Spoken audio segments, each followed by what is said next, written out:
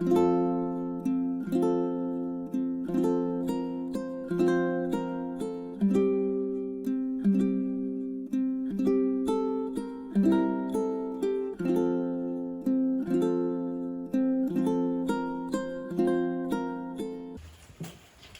Southerners know something about kudzu. Kudzu is an invasive vine that can engulf entire houses and fields and trees in Alabama and in Georgia. The stuff is difficult to kill without using harmful chemicals. I understand it's present in Hawaii, but not on Molokai. I admire your efforts to keep out invasive species of plants and animals. I've spent time back in Alabama pulling plants out of the thin, shallow waters of the Cahaba River to protect its habitat. The Cahaba harbors some plants and animals that exist only in its waters in Alabama, including the famous, perhaps, Cahaba lily. There's a bike trail that I use in Alabama when I cycle early in the mornings during the summer. And it runs along a creek called Shades Creek, parts of which are lined with kudzu. Some mornings in the early light and the fog, it feels as though the ivy-like kudzu might just reach out and grab me and pull me down into itself, leaving nothing but my blinking bike light to mark my having passed that way. Literally out in the country, entire barns and houses are engulfed in kudzu if they've been left for a time, and it's not much time. There are some people trying to develop commercial use for it, but I don't really see any need to plant more of it, just harvest what is already there. Maybe someday we will discover that kudzu is just the thing to save humans from some threat like the cold virus in H.G. Wells' book of War of the Worlds does. But in the meantime, the stuff just creeps about, not all that slowly, from field to field. But what most Southerners do not know is that kudzu bears some resemblance to the mustard vine, or tree, as our translators have it in the reading this morning, speaking somewhat optimistically about the mustard seed. It's really more of a vine or a bush. But it turns out that mustard vine and kudzu share some common characteristics. It might not be too much of a stretch to suggest that Jesus might as well have said, the kingdom of God is like a grain of kudzu seed which a man sowed in his fields. Put that way, and with the description I've just offered, can't you imagine the disciples cringing a little bit when Jesus began this parable? Many of the people hearing Jesus were Amhaharet's, people of the land. They would have immediately known that planting mustard seed in your field was a major mistake. Once planted, much like kudzu, it's difficult to get rid of, and it spreads easily. Like kudzu, it might just take over an entire field, starting small and eventually becoming dominant. Not a very good trait for a plant in a cultivated field. But if you think about it for a minute, it's just the sort of thing you might be looking for in the kingdom of God. There is something else about mustard seed that we may not know. But those hearing Jesus would have known that it was useful in various ways for health and for healing, for making whole what was broken.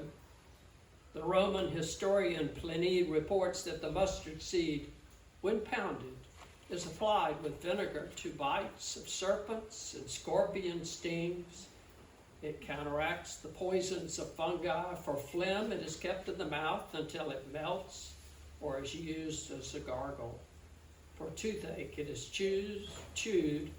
It is very beneficial for all stomach troubles, he writes. You and I probably only think of ham sandwiches and hot dogs when we think of mustard seed. But those who first heard these teachings of Jesus would have thought, as you can see, about much more than lunch. Given this expanded and contextualized information, what might we think about of the kingdom of God? How far would Jesus want us to draw out the implications of his analogy of mustard seed or kudzu for the kingdom? It is not all that much of a stretch to discern a likeness between the way kudzu spreads and the manner in which the kingdom of God, that is, the reign of God, spreads. Now especially, the kingdom of God is more evident, not as a favored cash crop. It's more evident out in the wilderness, along the paths less traveled.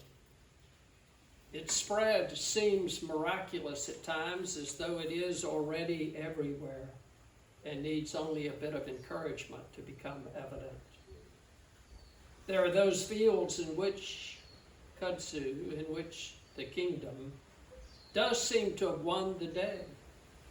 And there are those fields where once we could see only kudzu, but it has been cut back, though it still lurks on the fringes of those fields, ready to reclaim lost ground. So it is, so it can be with the kingdom of God.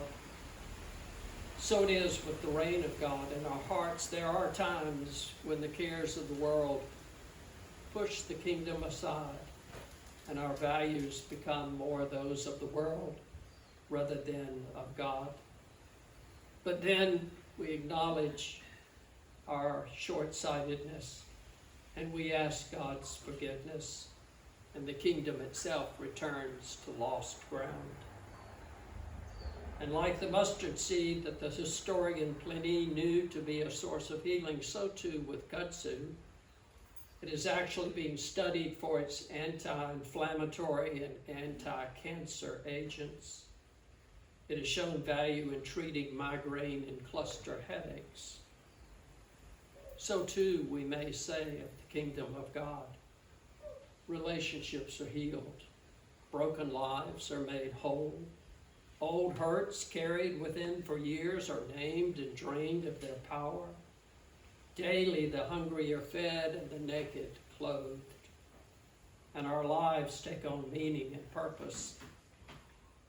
All because we allow God's kingdom to take root in our lives and to spread. But surely no one analogy, no one parable can capture the richness and fullness that is the kingdom of God. And so it is that this morning we hear Jesus give us several images, some perhaps more challenging than others. The kingdom is not only kudzu, it is like yeast, he says. Yeast that is hidden in a rather large quantity of dough until all the dough is leavened. He likens the kingdom also to a fishing net that brings up all kinds of fish, some good and some not so good.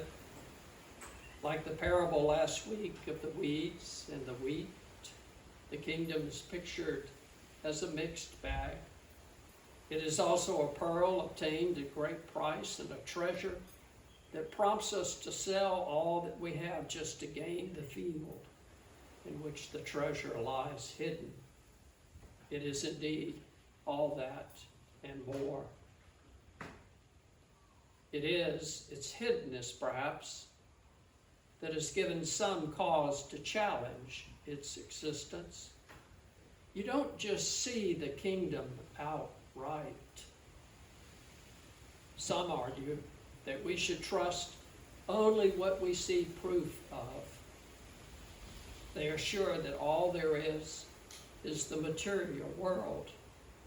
There's nothing more, these people say, and for them, that seems to be all they need. Yet there's an interesting thing about some of these people who are scientists.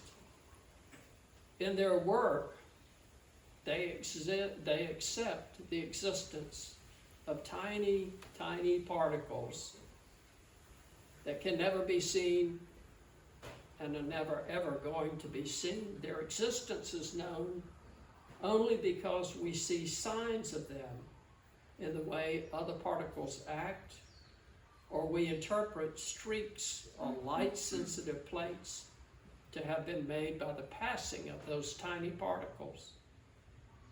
But otherwise, those scientists confirm that they exist.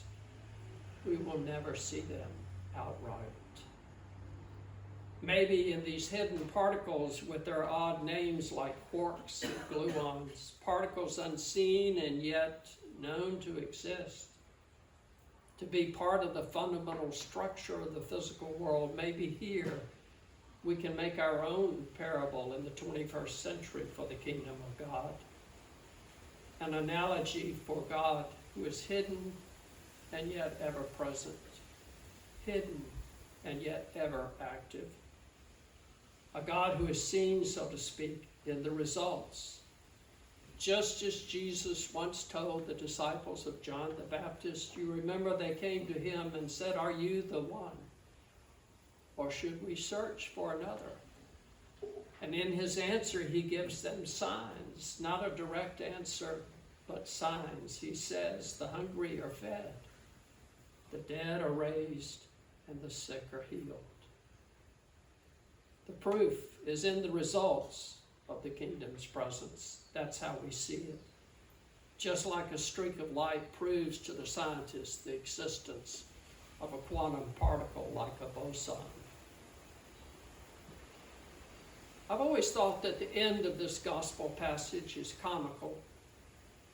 Jesus asked those around him if they understood all of this, and they said, yes, we understand. It always reminds me of what I saw in my wife's first grade class when she would teach them something and say, "Do you all understand?" And they'd all say, "Yes, ma'am, we understand." I think the disciples understood just about as much as that first grade class sometimes understood. They probably understand about as much as we do. And yet, look what God is accomplishing through even the lights of us.